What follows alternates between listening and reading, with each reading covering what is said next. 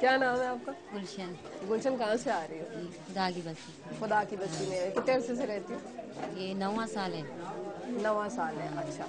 यहाँ पे खाना लेने आई हो? हाँ। तो घर में क्यों नहीं पकाती?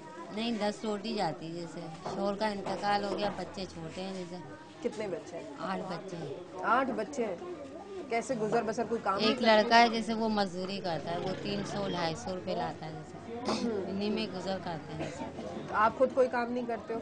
घर में जैसे कोई काम आता है तो कर लेते हैं, क्या नहीं काम आता है कि वैसे? कोई सितारे लगवा लेती हैं, कोई कुछ करा लेती हैं। हम्म। जैसे आप बहन कहाँ से आई हो? आप भी यहीं की हो? मैं भी यही की हूँ। आप क्या मतलब घर में कितने बच्चे हैं? खावंद क्या करता है? हम 8 अफराद हैं बच्चों समेत। बच्चों समेत 8 अफराद। और मियाँ क्या करता है? मेरा मियाँ मजदूरी का काम करता है। मजदूरी करते हैं। कितने कमाते हैं रोजाना? ये 100-150 इस तरीके अच्छा, का आप काम। कोई काम करती हो? मेरे पास कोई काम आता है तो घर पे मैं। अगर आ जाता है तो वो आप कर जी लेते हो, वरना बच्चों की देखभाल जी। करते हो।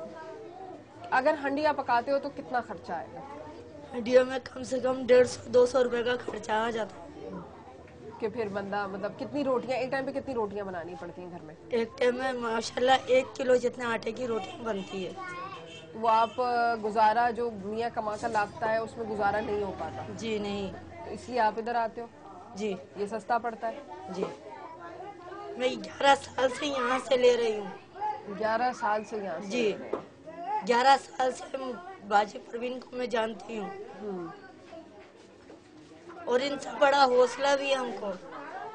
हमारे शोहर का काम नहीं होता है तो होटल की रोटियां हमको ऐसे भी दे देती हैं।